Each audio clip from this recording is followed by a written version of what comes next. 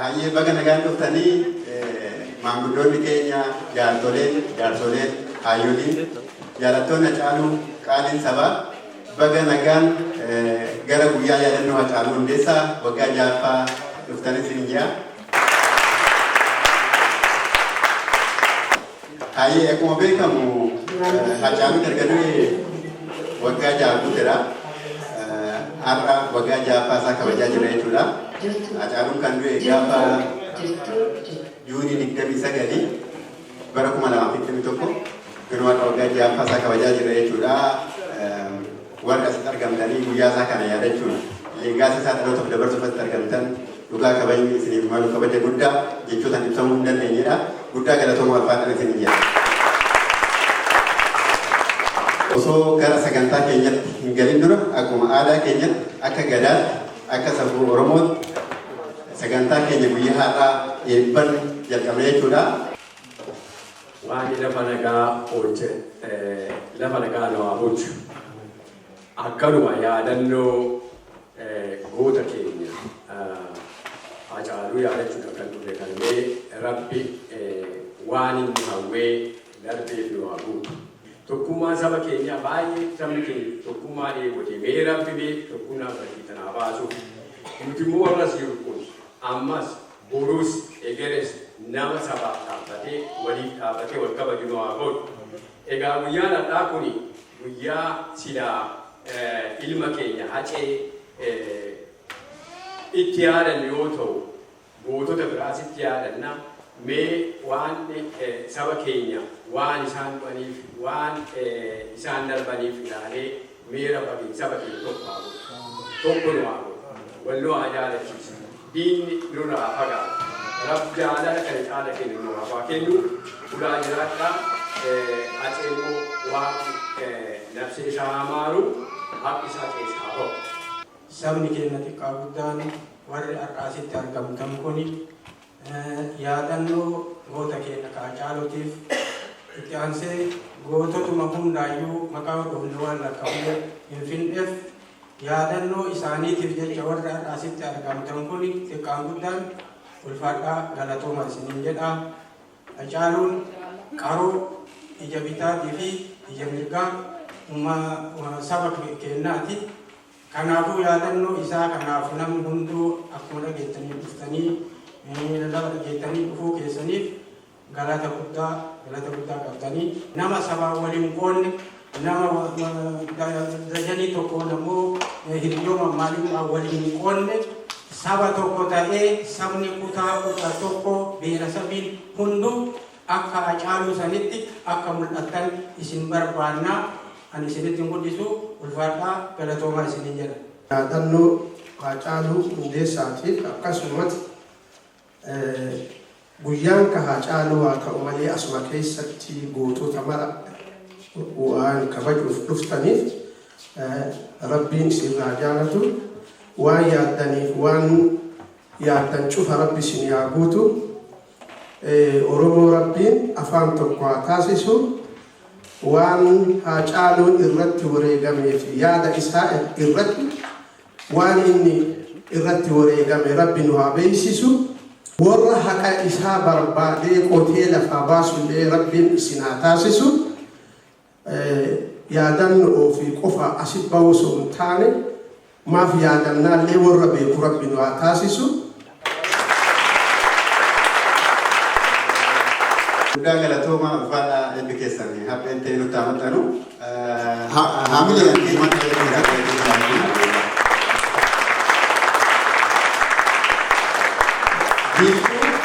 kanatti sagantaan keenya kan itti aanu sagantaa yaadannoo sammuu gochuuti. Al tokko hundi keenya iyyuu teessoo keenya irraa ol kaanee daqiiqaa tokko yaadannoo sammuu gochuuti keenya bara kennuu gochuu. Hayyee ulfaadhaa galatooma taa'uu ni dandeessu.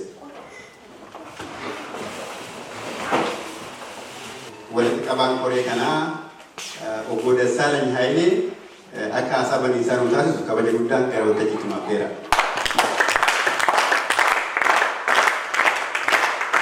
Galatoomaa kunoo akkuma beektan waggaa ja'a argaa jirra jechuudha. Waggaa ja'aatti haceen lubbuun hacee haqa malee iyyaa jirti jechuudha. Wagguma tokko nuyi gaddinee boonyee walirraa deemnu. Gumaan isaas hin baane.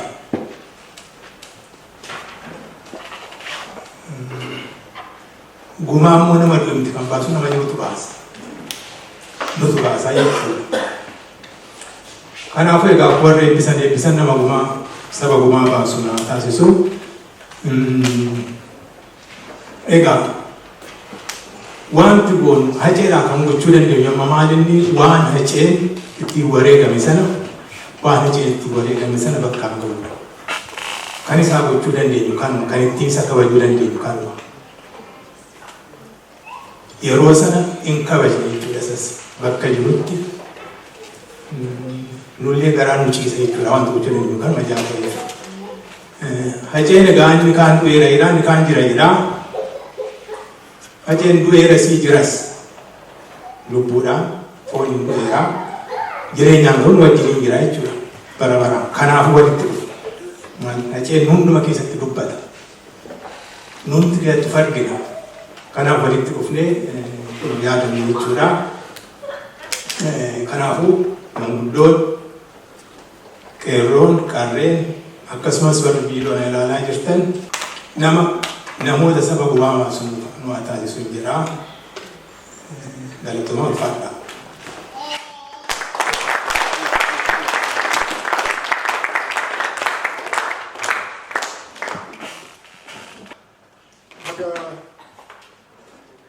nagaa wal argine akka ilaalutti kan galma keessa jirtan dhaloota haaraa dhaloota qabsoo keessatti dhalatee qabsoo keessatti guddate sana bira darbees immoo qabsoo keessatti dararaan namarra ga'uu danda'u wareegama barbaachisu argitanii kan darbitan waan ta'eef gara fuulduraatti hawwiin uummata Oromoo walumaa galatti hawwiin saba Oromoo rakkinni isaa maal akka ta'ee fi waan sana keessaa ba'uudhaaf maal akka barbaadu warra beektan waan ta'eef muuxannoo guddaa argattanii gara fuulduraatti waan obboleessi keessan qeerroon Hacaaluu Hundeessaa wareegama lubbuutti baase sana iddoodhaan geessu kan jedhu abdii guddaan qaba. Har'a yeroo as dhaabbannee waa'ee isaa guyyaan itti wareegame kabajnu guyyaa isaa duwwaa miti kan kabajaa jiru. Inni akka nama tokkootti fakkeenya qeerroo fi qarreewwan wareegama guddaa Oromiyaa keessatti maqaa saba isaaniitiif wareegama lubbuu kan baasan hunda gootota Oromoo hunda guyyaan itti yaadannudha. Inni fakkeenya walitti nu fide maqaan isaa wareegamni isaa guyyaan sun walitti nu fide malee guyyaa dhabaa kan kabajnu kan yaadannu gootota Oromoo hundumaa jagnoota Oromoo wareegama mirga saba isaaniitiif jedhanii wareegama lubbuu baasan isarratti hundaa'eet kan walitti dhufne jechuudha. Kanaaf namootiin guyyaa yaadannoo nama tokko jedhanii fudhachuun irra jiru. Kanaaf yeroo hunda fakkeenyi namuma tokko ta'a. Garuu wareegama kan baase kumaatamaan lakkaawwamu kuni beekamuutu irra jira. Anillee kan irratti dubbachuudhaaf kan ilaalame kan biraa ture garuu haa ta'uuti Hacaaluun nama akka nama tokkootti iddoo guddaa nama bahuu danda'u nama qabeenya horachuu danda'u professionaalii carraa guddaa nama qabu. Haa ta'uuti sana otoo hin ta'in qabeenyi barachuun beekuun nama tokko duwwaa nama gochuu akka hin dandeenye sabni isaa tuffatamee sabni isaa dhiitamee sabni isaa cunqurfamee achi keessatti ofii isaatiin maqaa qabatee jireenya gaarii jiraatee beekaallee yoo ta'e ammallee namaa gati sana beekuun baay'ee barbaachisaadha.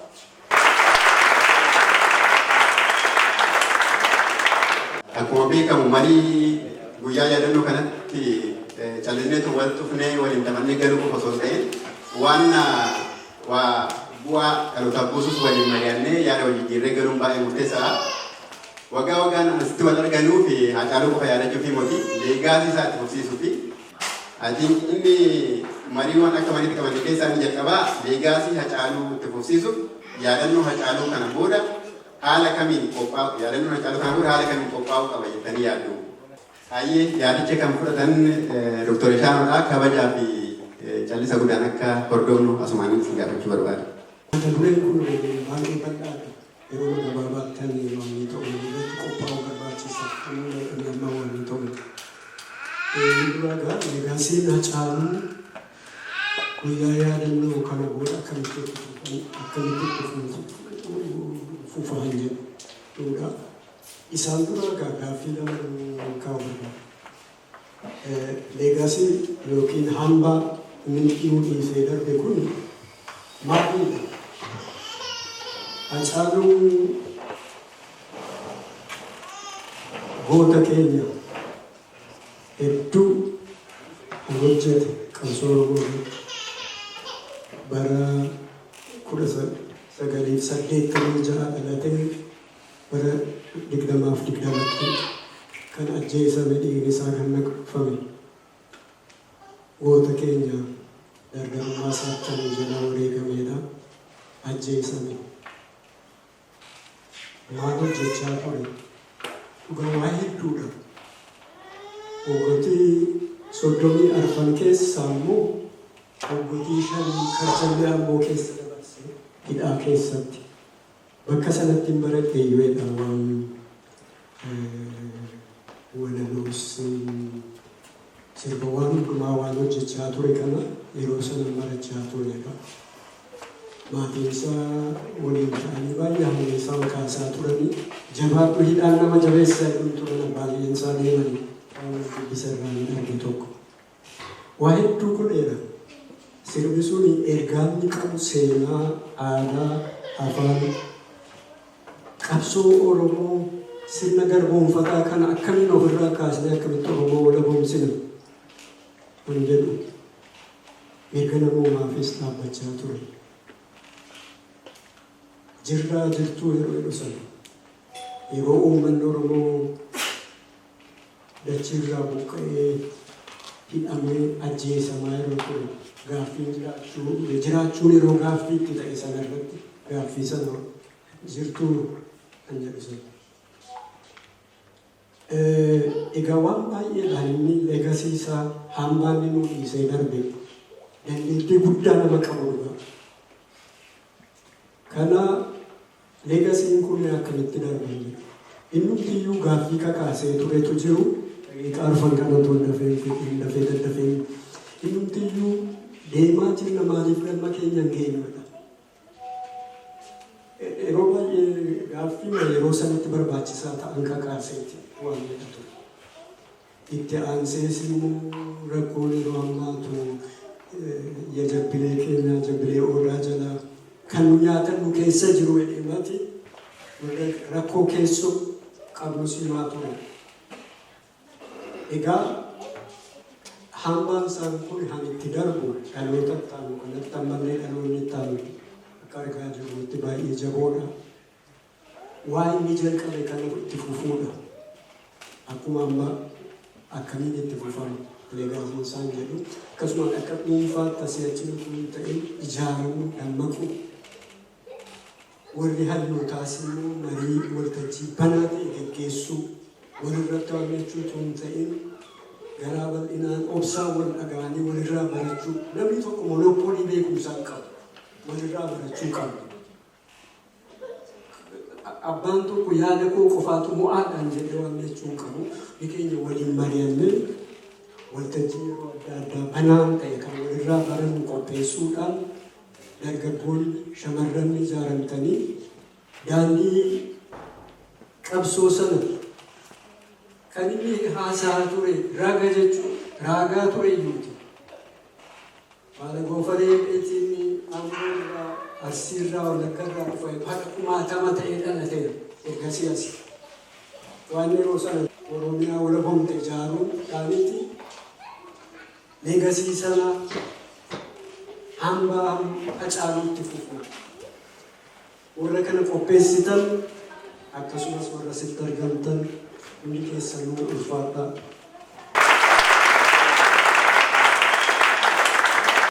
Oromoon yoo mammaaku samaan taruuba haa taatu, roobni kan lafaa haa ta'u, lafti kan marqaa haa taatu, margi ka beeladootaa haa ta'u, beeladoonni ka aananii haa taatu jetti. Oromoon ka akkasiisani. Nuti qeerroo keessaa yoo nama tokko waamne, jaarsa keessallee akkasuma yoo tokko waamne, maruma waamne jechuudha. Hacaaluun jennuu fi namni nama tokko waama akkuma reefsi hin jedhe kana nama tokko waama malee kun fakkii tahaa. Dhugaadha. Osoo nu argame kumallee baasuun ni danda'ama. Hawwillee hin qabna. Garuu wanni kun baasuuf an amma akka Hacaaluu ta'a yoo jedhes Hacaaluu ta'uu hin danda'u.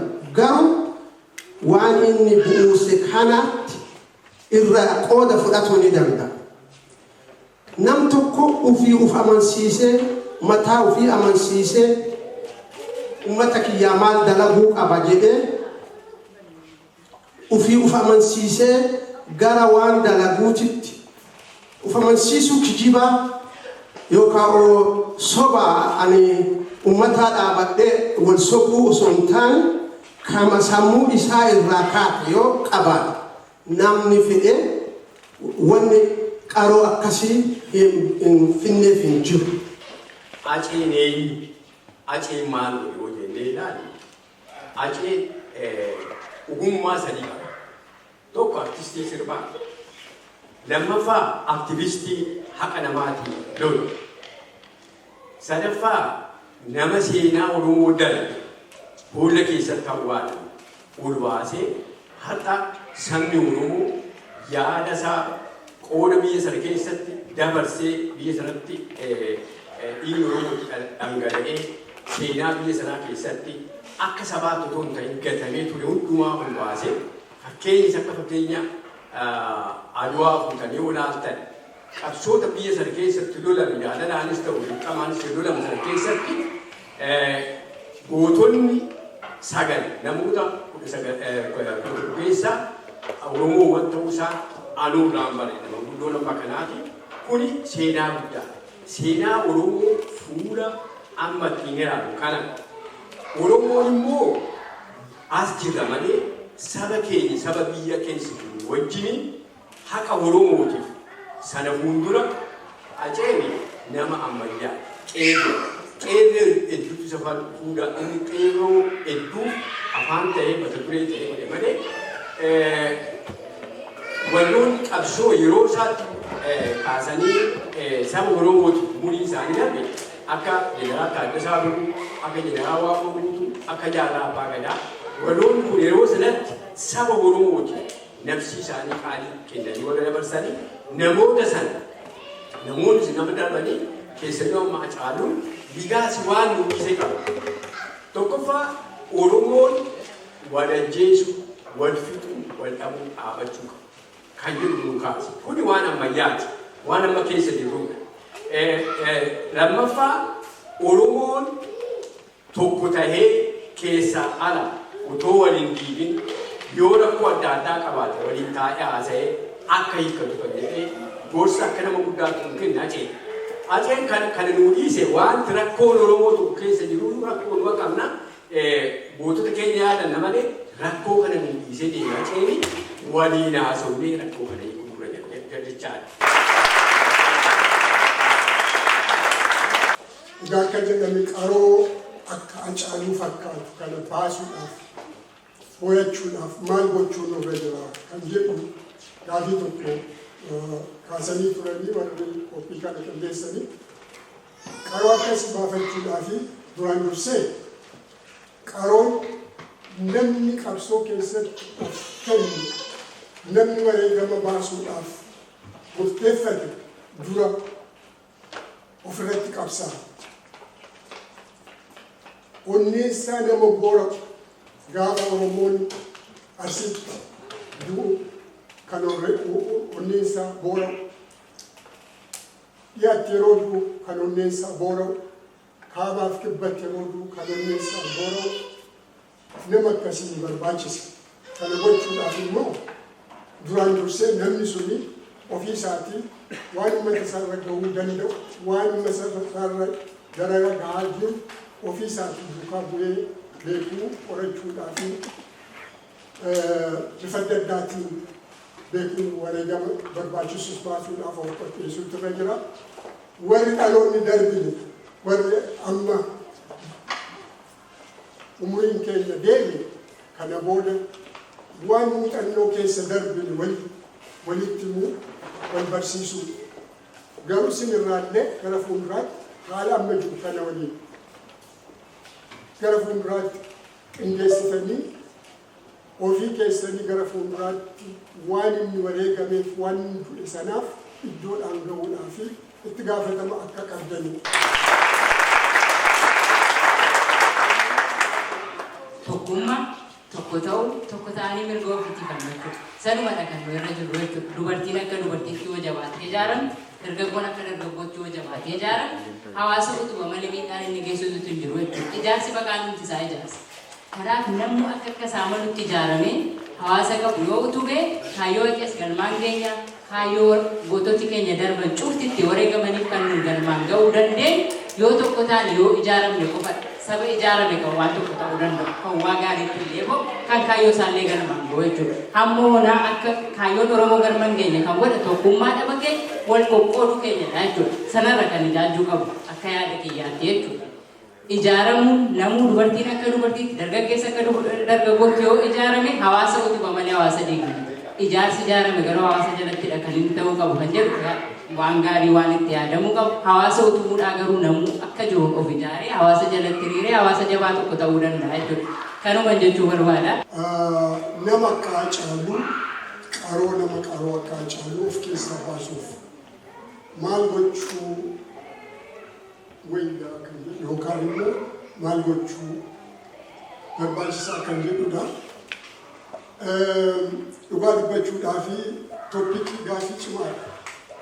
Deebii kana jechuun baay'ee rakkisaadha. Maaliif qabsaawaa oomishuun hin danda'amu. Ani akkanaa galutti qabsaawaan isatu of kenna, isatu of mul'isa.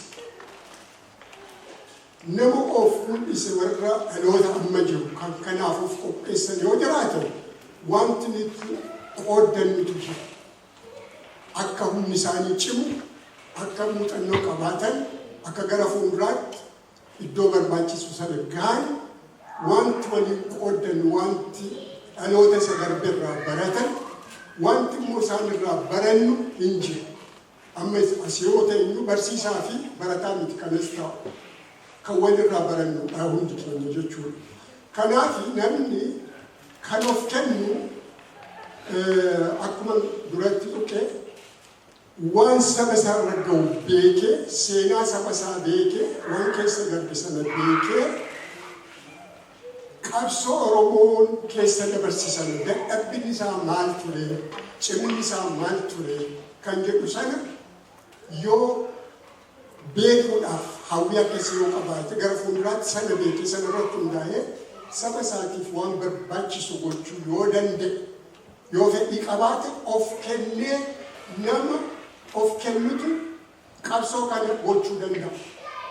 Meeshaa akka faabrikaa keessatti namni abbaan fe'iyyuu beekaa haa ta'u dandeettii haa qabaatu qabsaa'aa oomishuun hin danda'amu. Maaliif wareegama barbaachisa? Wareegama guddaa gaafatu, wareegama lubbuu dabalata. Kanaaf abbaa sanatu waan maatii isaarra ga'ullee waan isarra ga'ullee dararama dhufuu danda'ullee sana beekee keessa gala. Kanaaf dhaloonni amma jiru kuni filannoo lamatu jira. Filannoon inni tokko akkuma abbootiin isaanii dura darban garbummaa jala dhiitamanii akka darban tuffatamanii akka darban sana itti fuffiisuudha tokko. Inni lammaffaa haala jiru kanarra aananii ummata isaanii bilisa baasanii isaanis nama bilisa ta'e nama guutuu ta'anii argamuudhaaf qophii sana gochuu danda'utu irra jira. Kana gochuudhaaf immoo kan dura warra darban caalaa muuxannoo yookaan immoo barsiisuma beekumsa dandeettii qaba jedhee kan naman warra amma jiran maaliif qabsoo keessatti guddatan muuxannoo qabu. Qabsoon darbe maal dadhabbiin isaa maaliin jedhanii beekuu barbaachisaa. Yoo beekuu barbaadan warra sana keessa darban naannaa isaaniitti qoratanii maaliif garbummaan itti dabarsitanii waggaa ammanaa qabsoo gochaa turtanii maaliif mijaa'uu dide maaliif iddoodhaan booda dhabdan jedhaati gaafadha. Warri immoo kana gaafataman dadhaban isaanis cimina isaanis akka dhugaa ta'etti otoo irra hin dibin himachuu danda'uus irra jira. Maaliifi dadhabinarraa wanti baratamutu jira. Namni ciminarraa duwwaa miti kan baratu. Dadhabina irraa barata. Qabsoon Oromoo jaarmaa tokko irratti hundaa'ee miti kan calqabame. Abbootiin keenya Arsii keessa kan turan waleegama lubbuu kumaatamaan lakkaawwan itti dabarsaniitti Baalee keessatti, Harargee keessatti, Giddu Galeessa keessatti, dhiyaa keessatti waan haala keessa darbanii waan amma jiru, waan amma ga'e kana waan argannes dadhabina jirus isa sanarraa fudhanneeti kan as ga'e itti fufaa jechuudha. Kanaaf walirraa barachuurraa yeroodhaa yerootti waan darbe sana fooyyessuu irratti hundaa'anii waliin hojjechuudha.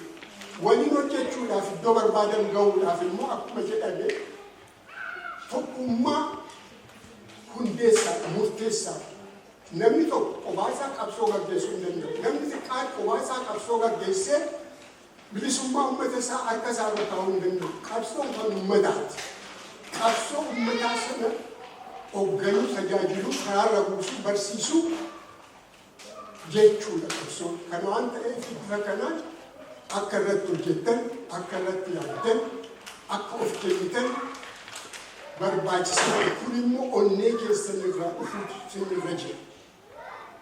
Waan argattan qabeenya qabdan sana otoo hin ta'in waan saba keessan irra gahaa jiru namummaa koo maal ani jettanii ilaaltanii of kennuu yoo dandeessan sanarratti hundaa'ee walirraa barachuu yoo danda'ame iddoo barbaachisan geessu kan mul'achuu barbaada galatooma.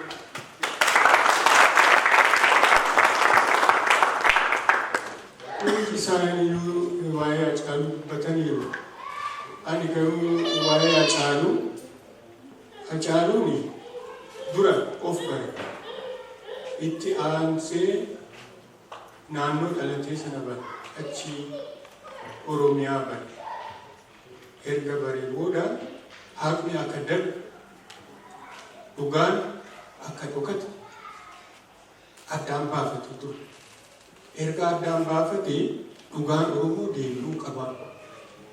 Haqni Oromoo deebi'uu qaba jedhee haga dhumaatti Oromiyaan akka sarbamtu sirba isaa gidduutti senteensii tokko odoo hin dubbatiin hin dabarre.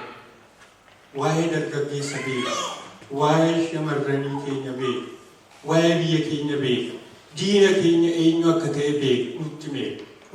Hundi keessan beeka. Diinni Oromoo eenyudha? Har'as, boorus, kaleessas diinni Oromoo nafxanyaadha jedhee nutti jira. Itoophiyaan akkam nyaachaa jirtu nutti jira. Dargaggootaa fi waan ani waa'ee Hacaaluu dhaamsu tokkollee ni jiru. Beektu dhageessanii amma manattis deebitanii sirba isaa kanaati baradhaa. Irra deebi'aati dhaggeeffadha. leegasiin immoo akkamitti itti fufsiisna akkanatti walitti dhufnee bara baraan inni yaadanna. Akka gootti hiriyoota koo wajjin ta'ee Haacaaluu Hundeessaa kaaba hundeessinee jira.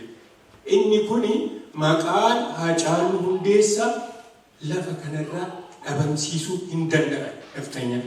Nafxanyaan diina Oromooti kaleessa saarras gara fuuldurattis jedhee jala sararee nutti mee jira. Minilik biyya keenya weeraruudhaaf harreedhaan dhufe isa kanatu ajjeesise. Har'as nuti waa tokkoon sodaanna. Diinni keenya pinpoint godhee nutti mee darbee jira. Isa kanarratti xiyyeeffannee Oromiyaa keessa haga isheen dugoogamtee baatutti hin falman. Falmadhaa jedhee sirba isaa keessattis ergaa jajjabaa nuuf dabarsee jira. Itoophiyaa ijaaruuf miti. Haacaaluun jechuun Oromoodha. Oromoo jechuun Haacaaluu. Ani Oromoodhaaf qaaliidha dhugaadha jedhee. Miliyoonii 60-50 dhugaadhaa jedhanii. Kanaaf Oromoon qaalii isaa dhabee waan inni nuuf dabarse jecha isaamuu hin awwaalu. Bara baraan akkanatti dhufnee waa'ee isaa hin dubbanne. Fuulduratti haga Oromiyaa walaboomtee siidaansaa bakka fardicha hambisnee bunguu sana hanga kaasnutti falma hin gadhiifne.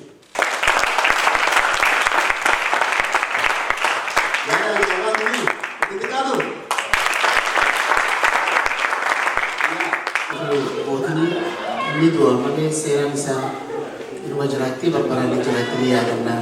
Amo legacy Haacaaluu kan itu fufsiisuu fi maal nu barbaachisa foundation ini kan maqaa isaatiin dhaabamee jira. Haacaaluu Hundeessaa foundation kan jedhamu.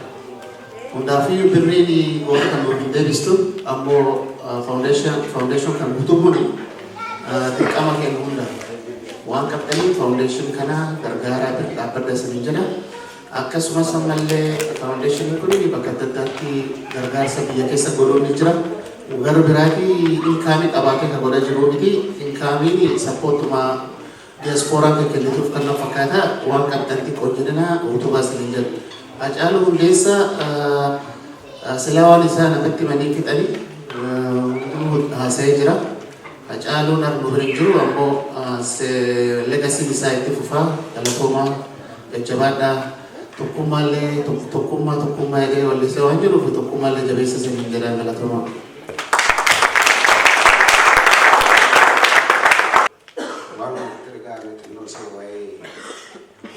Tokkummaa keessa maaltu nama quunnamuu danda'a maaltu nama quunnama kam ta'ama xinnoo maaliif baay'inaan dargaggeessa argaa jira wanti ta'eef lammata immoo waa'ee jireenya biyya kanaa keessaa waa'ee jireenya biyya kanaa keessaas xinnoo muuxannoo kan namaa waliin beekatu hin ta'in ammoo beekurraa si caalaan beeku namni mugaanuma beekan kan wali yaadachiisuu barbaachisaa isheen warraan xinnoo si yaadachiise jedhan tokkoffaa muuxannoo biyya kana keessa jiraannaa biyya kana jechuun immoo biyya waan hallee isaadha waan fedhe gochuu danda'a namni si daangessuu haala ati barbaaddeen akka barbaadde ta'uu dandeessa. Kana jechuun yoo baratte ta'e barattee iddoo guddaa geessee hojii gaarii argachuu dandeessa. Yoon immoo baradhee nan dhugaa waan biraan taa'ettis immoo namoota akka karaa karaarra dhaabatanii warra jaamtii qaba kana beektuuni akka sanaa ta'uu jira. Wanti jechuun barbaade tokkoffaa sammuu keessan eeggadhaa. Akkuma namni waan darbettanii waan hin darbine keessa kan galle lammata immoo barumsaaf iddoo laadhaa. Baranne garuu hojii dadhabaa hojii gadaanaa afaasii yookaan qodamee cuuttaaf hin baranne taanaa dursa barumsaaf laadhaa. Waraqaa mana argannetti barumsa barachuu hin dandeessu amma xinnoo si barsiisu garuu orgaanaayizeshinii adda addaa jiru kan barumsa barsiisuu danda'amu. Jaratti siqaati haala ittiin barumsa keessan barattan mijeessa. Inni sadaffaa waa'ee waraqataati. Waraqatni jechuun neetorraal keessatti siistamichi akka sammuun kee ati sammuun itti manaa biyyaa baatee dhufte waggaa lama sadii keessatti kana godhee itti yaada godhannee baana sun alas ga'een hin fashalaa. Gaafa fashalaa sammuun nu dhukkuba sammuu waan bara yaadutti kan akkan taane waraqanni dhufus hin danda'a. Kanaaf sammuu keessan dhiphisuu dhiisaatii hojii barumsa keessan itti fookasii godhaa keezii keessan irratti immoo jabaadha. Mallee qaban kan sadarkaa garaagaraa chaalenjii baay'ee liqimsanii gororaallee liqimsanii haala gaariidhaan umrii ofii keessatti qabsoo irratti dabarsan hundi keessaniyyuu baay'ee tokko ulfaadhaa isin jechuu barbaada. Lammaffaan immoo akka dargaggeeyyii Neezerlaandiitti jechuudha. Ijoolleen Neezerlaand dammaqinsa hin qaban walumaa galatti jechuudha. Maaliif sabni gaafa dammaqe yoo tokkummaa hin qabaanne taate humna akkayyuu wanti nuti finnu hin jiru isin galee karaa dhimma kiyyaatti yoo deemne. Anti lookaalii tiinkii giloobaalii waan jedhamutu jira. Nuti akka addunyaatti yaadne akka naannootti madaaluu qabna har'a.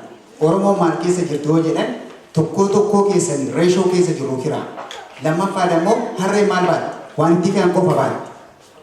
Waan itti fe'an qofa waan baattuuf nuti immoo harree ta'uu hin qabnu isinii galee. Wanti kun maaliif ta'ee akkamitti ta'ee jennee dirqama keenya beeknee dubbachuu danda'uu qabna. Maaliif yoo saniin dubbanne taate tokko harreedhaan garaagarummaa hin qabnu isinii galee har'a Oromoon kutaa 11 bu'aa jira.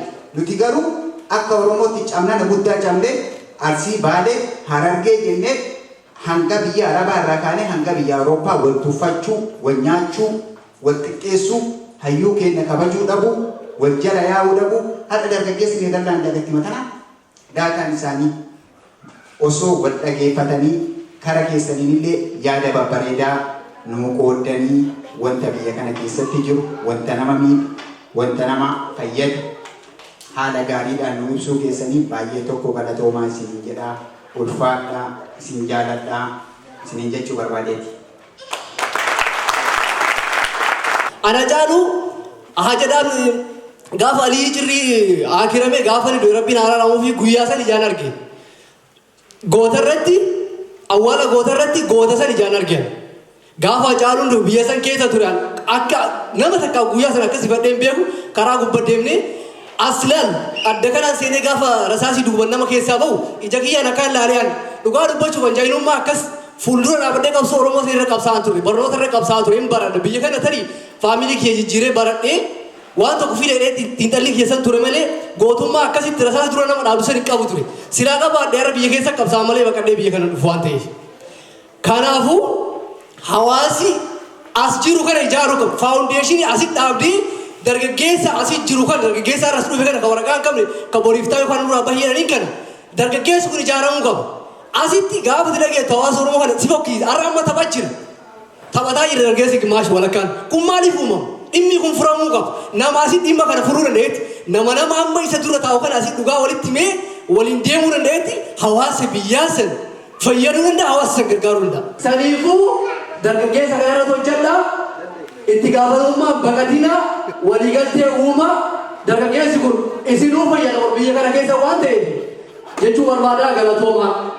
Namni biyya yeroo maakiroo sakandii keessatti gatii qabdu keessatti akkanatti saba keessan bira dhaabachuun goota keessa yaadachuun hedduu naboonsaa isinii boonaa hayyuu hedduu as keessa jiraa an as keessatti dubbachuufillee silaa ga'ee kiyyaamtii hanguma jarjara kiyyaatti wanni gaafiin an diyaaskooraan Neezerlaandii gaafadhu kompiitaraan qabsaawaa jirtamu maaliin qabsaa'u akka qabsoo karaa lamatu osoo as keessatti jara jettaniireef tokko karaa kompiitaraatiin hedduu galatoomaa maqaa ibsaa Kadiiriin hedduu isin galateeffadhaa qeerroo mataa guduruu jirtu galatoomaa.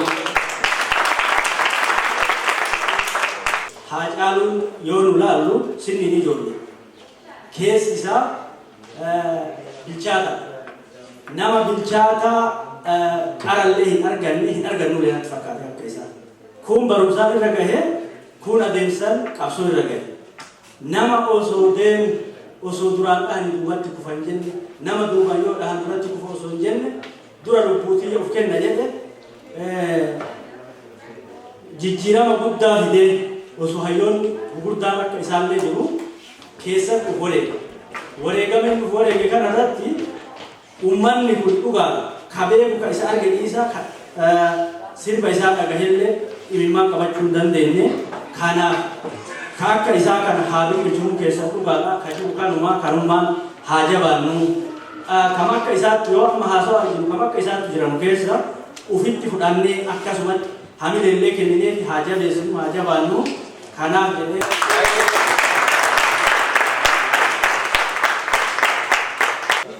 keessummoota qaqqaalii warri asitti argamtan warra ooma kana keessa goota yaadachuuf dhuftan baga nagaan dhuftanii hundi keessanii ashama walaloo qabadhetti isin dabarsa amma acee gaafa xiiqii acee gaafa adawaa acee gaafa finfinnee acee gaafa barkume sagalee kee hin duune onnee sabaa keessaa goota gaafa xiiqii hacaaluu hundeessaa goota onnee sibiilaa kan diinaaf sodaa hin qabne yoon si faarsates kan jechi sin ibsine waggaa jaha guutuu gumaan kee yoon baate gaaf sarrifaatuudhaan qeerroon mana yaatee rasaasa mootummaatiin akka hin taane taate garuu dhugaan yeroo baay'ee gatii gaafata har'as mana hedduu keessa gaddatu mul'ata diinni har'as oromoo nyaataa jira oromiyaan har'as nagaa hogiti namoonni nagaa barbaadan hedduun rakkachaa jiru garuu galtuun nagaa dhowwaa jirtu warri karaa nagaatiin harka kennatanis harka kennee nagaa barbaade lubbuu isaa oolfachuuf abdate garuu abdiin isaa karaa irratti citee abjuun inni abjoome dhiigaan xumuramte qawwee isaa lafa kaayee nagaa filate garuu nagaan inni hawee ashaboo bishaan bu'ee taate haati ilma ishee ergattee abbaan ilma isaa deebii eeggatee kiloo ilmi isaa du'ee reeffis bineensi nyaate nama tokko yaadannaa miti abdii cite yaadannaa lubbuu badee yaadannaa miti haqa hin argamin yaadannaa yoo nagaan jiraate namni harka kennate nagaan haa jiraatu du'a maal hingatu dirree nagaa dhiphisaa kootu galisiin jedha mana sirratti gubsiisaa na filadhu siin jedha ilma namaa rakkamee bahaaf gala dhoomamee guutuu oromiyaatti gidiraa gidirfame waggaa 8 guutuu lixaamanni gubataa kibbaan namni dhumataa maaloo yaa mootummaa hawaasni maa rakkataa yoo nagaan hin bulchine biyya lafa kaa'i yoo rakkoon jiraates mari'adhuu taa'i mormaan marii hin dinne simatu marii dide bilisummaa dhiigaan fidne buttee gaarummaa fidde bilisummaa dhiigaan fidne buttee gabrummaa fidde seenaan si haa gaafatu ani homaa hin jedhu qonnaan bulaan oromoo nagaa kan hin fedhu har'as yaadanna hacee borus yaadanna hamma haqni mul'atutti qabsoo itti fufna nagaa dhugaan haqaan jalqabaa haqni yoo hafe araarris hin bada weenniin gaara baate meetiree qamaleen silaa itti sinii dabala meetiree hamileen walaloo barreessee walitti qindeesse dhiifa manaaf godhaa yoo inni waa balleesse waan argeeffataniif Kennaa keenya jalqabaa kan kenninu obbo Tasfayee Diikoo kabaja guddaa wajjin gara waltajjii jira.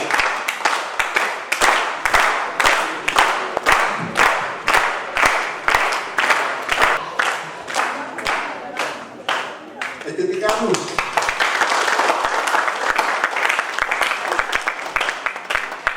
Tasfayee Diikoo akka nama hawaasa keessaa nafne nama xiqqaa kabaju guddaa kabaju hawaasa mara ija tokko ilaaluu fi galma kanallee nama nu qabedha jechuudha. Waggaa waggaan hedduun wajjin faayidaa jira faayinaanshaali yeroos kennuudhaan yaadan nama guddaa nama jabaa gara fuulduraatti illee hawaasa kanaaf bu'aa guddaa buusaa jiru nama hojii dippiloomaasii hojjechaa jirudha. Kennaan kun xiqqaata malee itti guddatu. Inni itti dargaggoo Muwaaz Abdusalaam kabaja guddaa wajjin gara waltajjiitti dhiyaatedha.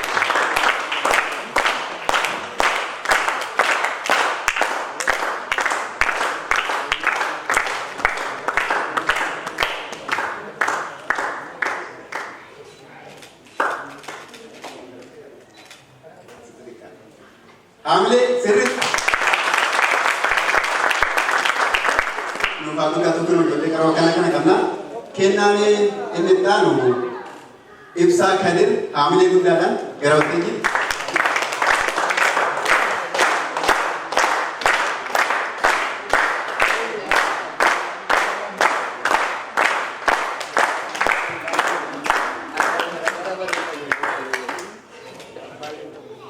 Ayi ibsaanis nama walirus ni wala leesera nama cimaa dargaggoo ijaaraa jiru nama qophii irraa qofaa moti qophii wanda nama irratti nama waliroo garaagaraa nu waleessaa ture gurbaa taalentii qabu viidiyoo editarii asi gara fuulduraatti hawaasa keenya hedduu fayyadamee yaada amma saamini xiqqoo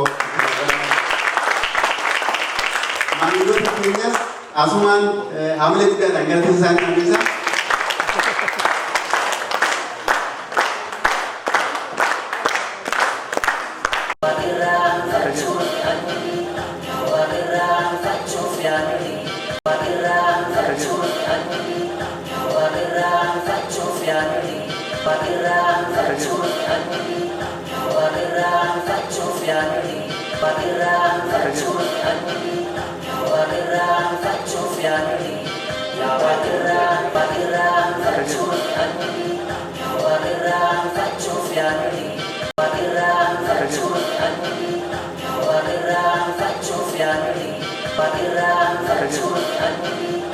Bagirang fachufiani, bagirang fachufiani.